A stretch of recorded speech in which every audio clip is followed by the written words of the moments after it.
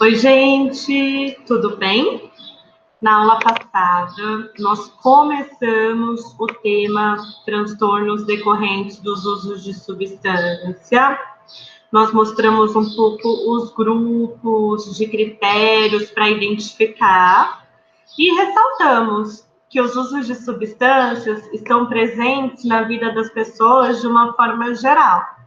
Não é quando uma pessoa nos conta que faz uso de uma substância que a gente tem alguma informação sobre de que forma esse uso é prazeroso, de que forma esse uso é considerado desejado por ela, que expectativas estão associadas a esse uso, como esse uso se insere nas experiências de vida dela e se ela vê prejuízos, vê problemas decorrentes do uso que ela faz dessa substância.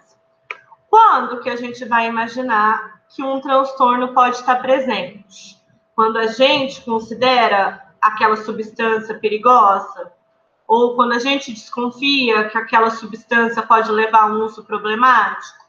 Não, né? As diferentes substâncias podem ter diferentes formas de uso, diferentes padrões de uso. Não está nas propriedades da substância. Não é olhando para a substância que eu vou imaginar qual é a reação que vai ter naquela pessoa e vou avaliar se existe um problema ou não. Como eu vou avaliar, então? Ouvindo. Ouvindo a pessoa e a pessoa me conta que ela identifica consequências ruins, que ela identifica prejuízo. E, diante dessas consequências que ela percebe serem ruins, ela tenta diminuir o uso, ela tenta interromper o uso e tem dificuldade.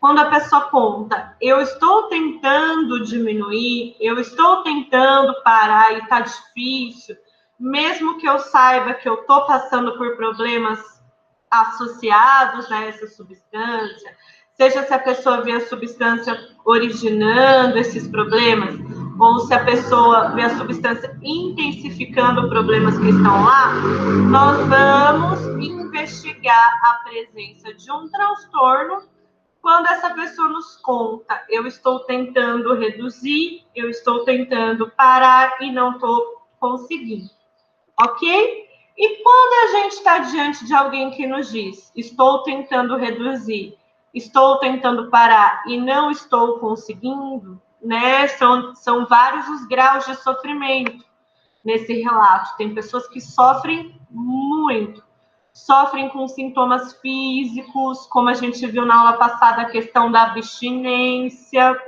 sofrem com toda a questão psicológica da presença que aquela substância tem na vida da pessoa, como essa substância costuma ser vinculada a uma série de contextos e experiências que são importantes para ela, como essa substância costuma estar ligada a expectativas, sensações que são buscadas, efeitos que são vistos como desejados, além dos problemas que ela está percebendo.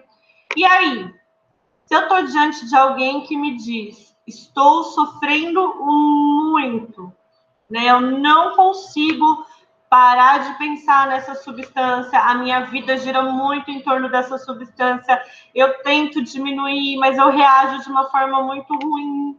Eu tento parar, mas quando eu paro é algo desesperador para mim. E aí, quando a gente está diante de quadros de sofrimento, como que vai ser a nossa abordagem? Né? Esse é um tema, eu decidi fazer uma segunda aula, justamente porque é um desafio para nós. Né? A questão de pessoas. Não que os outros temas não sejam, né? Lidar com as diferentes patologias é algo bastante desafiante. Mas se tem um tema que é coberto por preconceitos, coberto por estigmas, coberto por um olhar que pode nos atrapalhar a escutar alguém e ver a questão das substâncias, dos usos de substância como uma questão de saúde, é esse, né? Então, vamos avançar um pouquinho na discussão. Por isso, nós vamos continuar na aula de hoje, falando dos transtornos por usos de substâncias. Vou retomar né, o que nós falamos na aula passada, está nesse material que são as referências técnicas para a atuação de psicólogos e psicólogas em políticas públicas sobre álcool e outras drogas. Como que é o olhar da psicologia? Né, o primeiro passo é não olhar para a substância, procurando na substância explicação do que a pessoa está sentindo. Claro que é importante se informar sobre a substância, mas eu preciso ouvir a relação que a pessoa estabelece com a substância. E para ouvir a relação que a pessoa estabelece com a substância, eu não posso partir de uma perspectiva de condenação moral. Eu não posso partir de uma perspectiva que estigmatiza quem usa substância, né? Vamos ler. As relações possíveis do sujeito com a substância são múltiplas e também expressam as singularidades de cada um. As práticas em psicologia, entendida como postura ética perante os diferentes modos de se relacionar com as drogas, lícitas ou ilícitas, implica em afirmar a singularidade sem prescrições generalizantes e moralistas, ok? Esse é o nosso olhar, é daqui que nós vamos partir. O nosso olhar, ele destoa, ele contrasta, ele até mesmo se opõe à perspectiva predominante. Por quê? Existe uma fala muito forte de guerra às drogas. Guerra às drogas, né? E aí a gente vai usando, vamos combater, vamos enfrentar, vamos erradicar. É um vocabulário agressivo, é um vocabulário bélico, né? Um vocabulário de guerra. Só que essa postura de guerra às drogas, ela acaba prejudicando para que os usos de substâncias e os problemas decorrentes dos usos de substâncias possam ser vistos como uma questão de saúde, né? Porque se eu estou olhando com um olhar de vamos eliminar, vamos acabar, vamos destruir, eu estou olhando de uma forma combativa, de uma forma agressiva, e isso não faz o menor sentido na perspectiva do cuidado. Além do campo da saúde, tem também a questão do campo de direitos, né? Tem uma estudiosa sobre direito de pessoas que fazem uso de substância, que trabalham na comercialização de substâncias que são lícitas, essa questão do direito penal, que é a Luciana Boité, e ela fala assim, a guerra às drogas, na verdade, é uma guerra contra as pessoas, né? As pessoas que são perseguidas e presas, e são flagradas, comercializando as chamadas drogas. E aí a gente pensa assim, como que o tráfico é combatido? Com pessoas que estão no topo da produção e da comercialização das substâncias? Com pessoas que estão lucrando muito com a comercialização das substâncias? Com pessoas que organizam internacionalmente a circulação das substâncias? Não. O que a gente vê é que a maior parte das pessoas encarceradas são aquelas pessoas numa condição de vulnerabilidade maior, que aceitam trabalhos em que a remuneração está longe de ser uma remuneração grande dentro do tráfico, mas que são as posições de trabalho mais expostas, são as posições de trabalho em que existe um acesso maior para essas pessoas serem pegas em flagrantes e presas. Então, a gente percebe quantas pessoas são punidas, encarceradas, toda uma lógica de combate, toda uma lógica que a questão das substâncias é uma questão policial. E se circula tão forte essa ideia de que quem lida com a questão das substâncias é a polícia, como é para alguém procurar cuidado? Como é para alguém que está tendo dificuldades com as substâncias ilícitas procurar profissionais da saúde, né? Então, o primeiro passo é a gente não olhar para a questão das substâncias nessa perspectiva do crime, dessa perspectiva, nossa, essa pessoa usa uma substância e essa substância é proibida, que horror! Nossa, eu estou atendendo uma pessoa que usa uma substância que é ilegal, que horror! Não, gente, a gente precisa cuidar, né? Ver como as nossas concepções sobre substâncias foram criadas para em nenhum momento ter esse olhar moral da condenação, ter esse olhar moral de que como a gente lida com as substâncias é reprimindo, né? Nossa, vamos dar uma bronca, dar um sermão nessa pessoa, como é que pode, como é que ela foi se envolver com o tráfico, com o crime, o que é isso que ela está fazendo com a vida dela, está destruindo gente. Não podemos atuar com uma perspectiva moralizante, né? A própria ideia que, em base, precisamos proteger as pessoas das drogas, porque as drogas são uma substância que, na primeira vez que a pessoa toma, isso já vai ter um efeito tão destrutivo, tão corrosivo, que ela vai perder o controle, nunca mais vai conseguir ficar... Gente, não existe substância com esse poder, ok? Não existe. Então, olhar e pensar, vamos combater com esse viés moral, com esse viés condenatório, prejudica que nós possamos ter uma postura de profissionais da saúde. Não é verdade que as pessoas perdem o controle. Não é verdade que as pessoas são escravizadas pela substância. Existe muito essa ideia, né, de que vamos imaginar que alguém usa uma substância já há um tempo, já há alguns anos, e fala, como que eu vou ajudar essa pessoa se essa pessoa já perdeu toda a força de vontade, se essa pessoa já perdeu toda a racionalidade, o que governa a vida dela é a substância.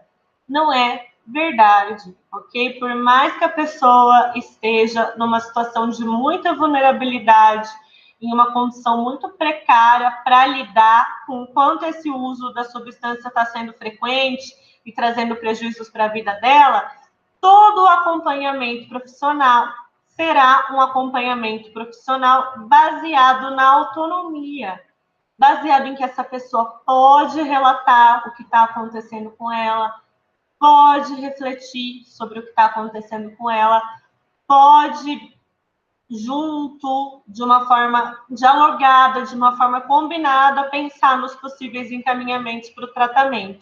É muito danoso profissionais da saúde que acreditam que aquela pessoa perdeu o controle da própria vida, que aquela pessoa foi escravizada pela substância, e então o que nós precisamos é lutar contra, né, essas substâncias tão destrutivas. Não. Como a gente está repetindo aqui, o primeiro passo é ouvir como que é a relação dessa pessoa com a substância, como que é a história dessa pessoa com a substância, qual que é o lugar que essa substância tem na vida dela, e como, a partir dessa história, dessa relação, desse lugar, nós podemos pensar em formas de cuidado em que a pessoa participa desse processo de pensar formas de cuidado, ok? Essa questão já tem que internar, amarrar, levar, prender, né? Fazer uma pressão, uma abordagem dura, uma abordagem, na verdade, cruel. Ah, essa pessoa perdeu o controle da vida dela, a gente tem que colocar corrente e deixar ela num quarto fechado, isolado, porque não funciona. O que acontece é que as pessoas acabam que passam por tratamentos assim, tratamentos de grande privação, tratamentos de grande punição, né?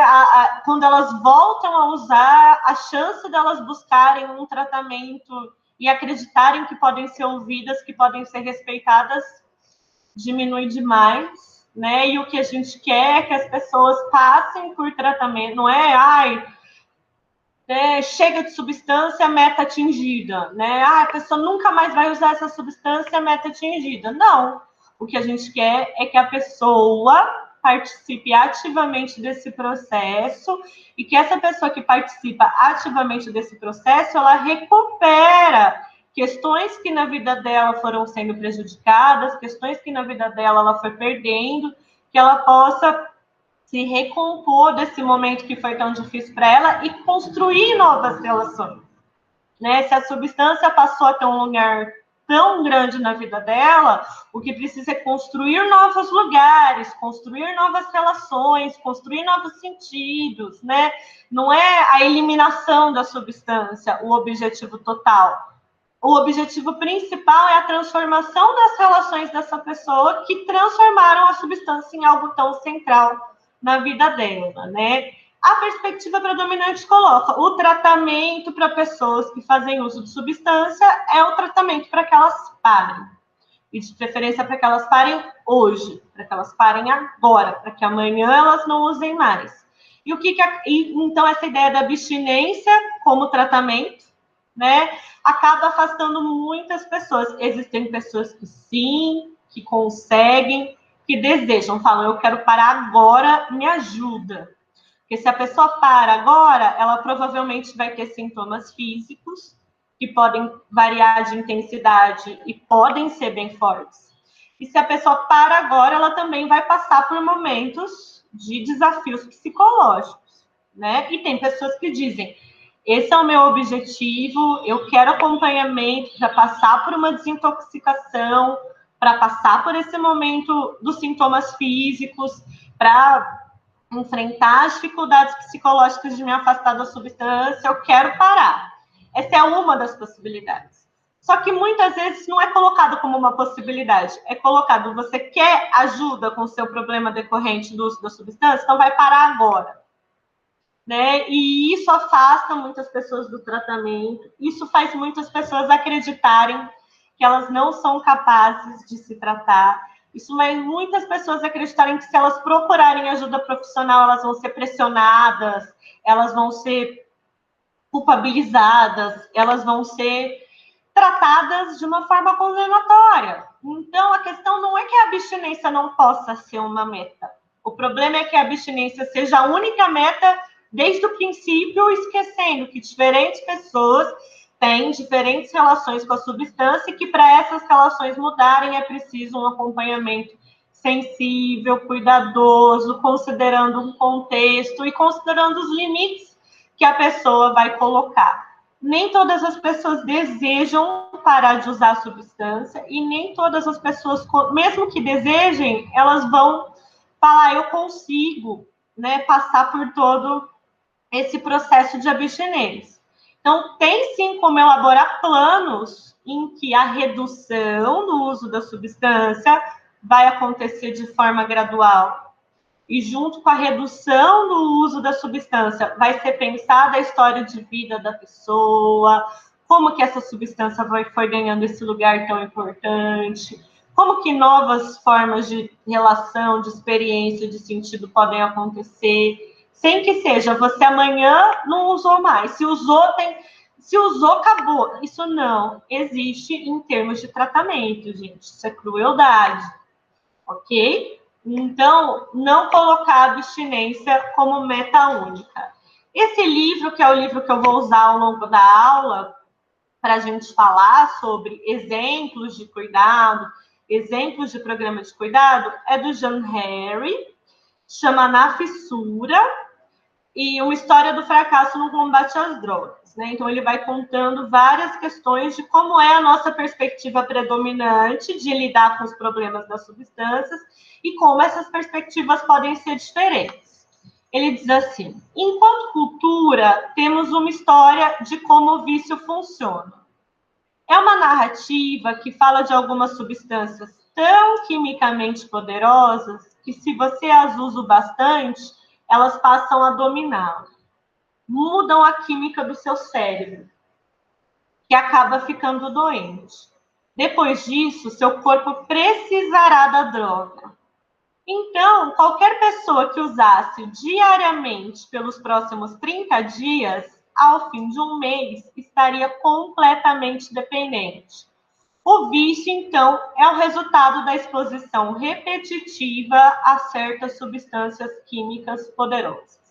Esse é o modelo que a gente geralmente pensa o vício, que a substância tem tanto poder e esse poder é tão destrutivo que, se a pessoa usar, inevitavelmente ela vai desenvolver um vício e ela vai ser incapaz de lidar com esse vício, porque esse vício vai destruir a capacidade de controle da pessoa. Né? Esse modelo de dependência, inclusive, foi comprovado em experiências com animais. Você coloca um rato em uma gaiola e dá cocaína, cocaína, cocaína, cocaína.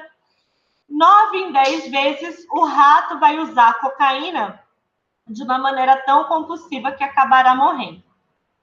Esse é o chamado modelo farmacológica, né? E tem essa ideia de que a substância, olha como o poder da substância é grande. Se você dá a substância para o rato, 9 em 10 ratos vão usar essa substância até morrer. Então, a gente sabe o quanto essa substância é poderosa, o quanto essa substância ela impele a esse uso compulsivo, né? E aí, essa visão de vício, de que a substância tem um poder gigante, de que esse poder é muito destrutivo, é o que a gente precisa ir transformando. Nós temos informações contrastantes. Vamos considerá-la, né? Se eu sofro um acidente hoje e vou para o hospital e preciso passar por uma cirurgia, ou estou com uma dor muito grande, as pessoas vão me receitar medicamentos para dor. E esses medicamentos para dor são opiáceos. Eles são feitos dos mesmos componentes que a heroína, né? Existem pessoas que recebem doses diárias de opiáceos de forma legal, numa internação no hospital, por exemplo. A maioria, grande maioria das pessoas, assim que sair do hospital, vai deixar de tomar essas doses de opiáceos e não vai voltar a tomar opiáceos. Então, se eu tivesse no componente, né, esse poder tão destrutivo, irresistível e viciante, como que nós receberíamos doses de morfina, doses de morfina, doses de morfina e depois viveríamos sem voltar a tomar morfina? Esse é um exemplo, né, de como não está na substância. Por exemplo, no opiáceo, como a morfina, a questão do vício tem a ver com a condição. Quando alguém tem ferimentos graves em um acidente, precisa de anestesia para uma cirurgia, vai tomar essa substância psicoativa derivada do opiáceo, né? Derivadas do ópio. Outro contexto. Nas guerras, por exemplo, a guerra do Vietnã, era comum que as pessoas do exército recebessem doses de heroína, no sentido de que a heroína ia ajudar com a dor, com a fome, com a falta de sono, a heroína ia dar aquela euforia. Então, fazia parte das estratégias do exército distribuir heroína. E aí, na Guerra do Vietnã, foi pensado assim, gente, mas com tanta gente voltando para casa ao fim da guerra, tendo usado heroína durante toda a guerra, a gente vai ter que lidar com muitas pessoas viciadas. E não foi o que aconteceu, né? Teve um estudo com esses soldados que usaram heroína durante a guerra e 95% dos soldados deixaram de usar após um ano. Então, o que a gente percebe? São condições de exceção, né? A pessoa passa por uma cirurgia, condição de exceção, a pessoa está na guerra, lá ela tem uma substância que alivia a dor, né? E quando ela retorna, são outras situações, outros contextos, e o uso não continua. Outro exemplo são os adesivos de nicotina.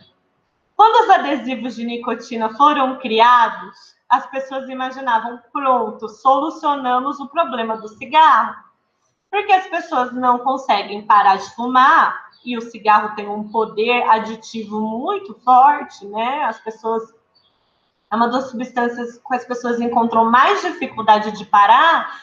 Pronto, se eu tenho adesivo de nicotina, não tem problema. A pessoa vai ter a dose de nicotina que ela precisa e não vai precisar mais do cigarro. E aí, com essa criação do adesivo de nicotina, teve uma surpresa. Porque apenas 17,7% das pessoas que buscaram tratamento e usaram adesivo deixam de fumar. E aí você pensa, 17,7% não é pouco. Sim, não é pouco. Mas o vício em cigarro não é só o vício no componente químico do cigarro. O vício em cigarro tem a ver com o lugar que o cigarro ocupa na vida daquela pessoa, na rotina daquela pessoa, nos momentos em que aquela pessoa sente ansiedade e o cigarro é um vínculo que ela estabeleceu para lidar com essa ansiedade. Em momentos de sociabilidade com essa pessoa, como quando ela vai dar um intervalo e fumar um cigarro, nos momentos de diversão, quando ela está bebendo com os amigos e fuma um cigarro. Então, o cigarro não é só a propriedade química da nicotina. A propriedade química da nicotina é realmente forte, no sentido de que sem ela vai haver resposta de abstinência. o corpo vai sentir falta. Mas para a gente entender o efeito do cigarro, né, e para a gente entender transtornos decorrentes do uso de cigarro, não adianta olhar para a nicotina apenas. Nós precisamos olhar para o cigarro, olhar para o lugar que o cigarro passou a ter na vida daquela pessoa. Que sentidos são atribuídos ao cigarro? Por que o cigarro, como ele se insere no dia a dia? E como que, consciente dessa importância, consciente desse lugar, pode haver um programa de tratamento, uma redução, inclusive com auxílio, né, se for o caso de adesivos, de chiclete, de nicotina. Mas não assim, amanhã você tem que parar. Tem pessoas que conseguem, mas a maior parte delas não, que conseguem falar, amanhã eu paro e aguenta e segura firme os sintomas de abstinência e enfrenta os desafios psicológicos. Mas o cigarro é um bom exemplo de que a gente pode fazer um programa da pessoa ir reduzindo, da pessoa ir tomando consciência de qual que é o lugar que o cigarro tem na vida dela, da pessoa ir construindo alternativas. Quando eu estou ansiosa, eu posso fazer tal coisa. Quando eu estou com os meus amigos, eu posso fazer tal coisa. E assim por diante, né? Outra informação contrastante de que a dependência viria de um poder viciante destrutivo é que existem dependências que não derivam de substâncias, né? Por exemplo, no DSM-5 agora tem os transtornos decorrentes dos usos de jogos, né? Muitas pessoas jogam e o jogo é para se distrair, para se divertir, para se entreter. Mas há pessoas que acabam construindo um padrão em que o jogo, né, prejudica o sono, a pessoa fica sem comer, a pessoa fica nervosa se ela não jogar, o jogo vai tomando cada vez um tempo maior na vida dela, e aí ela busca ajuda, né? Porque ela tenta diminuir e interromper o jogo, mas não consegue, né? Então, o jogo, que não é uma substância, a pornografia, tem pessoas que contam, que se sentem com prejuízos decorrentes de um uso cada vez maior de pornografia. Então, não são substâncias e podem estar relacionados a dependência. E o experimento que nós comentamos na aula passada, o Parque dos Ratos, né? Então, se as pessoas dizem, não, mas se você dá uma substância para o rato vai consumir cada vez mais, consumir cada vez mais, consumir cada vez mais, até morrer. E aí falo, mas você está dando uma substância para um rato que está sozinho numa caixa, numa gaiola, está preso, e a única fonte de prazer que ele tem ali é a substância. Ele está sozinho, sem ter outra coisa para fazer. E aí, nesse experimento do Bruce Alexander, né, ele constrói uma gaiola em que o rato tem brinquedo, ele pode escorregar, pode girar na roda, o rato tem amigos, o rato tem fêmea e macho, o rato e a rata, pode copular, o rato tem alimento, o rato tem comida gostosa, e aí o que se percebe? É que ele nunca mais usa a substância, mas ele não usa mais a substância daquela forma frequente, compulsiva e cada vez maior. Por quê? Porque ele tem outras alternativas prazerosas, ele tem outras atividades gratificantes, ele tem outras formas de prazer e de alívio da dor. Né? Nós somos motivados por aliviar a dor e buscar prazer. Né? E quando a substância é a única alternativa viável, é difícil você dizer que é a substância que está gerando uma dependência se você não considera como todo o contexto de vida, não há alternativas prazerosas, de vinculação, de experiências gratificantes, né? Ou seja, para a gente pensar a questão dos transtornos decorrentes dos usos de substâncias, nós precisamos questionar as concepções mais frequentes e as concepções mais comuns sobre o vício, sobre a dependência, para que a gente possa pensar os transtornos decorrentes dos usos de substância numa perspectiva de cuidado.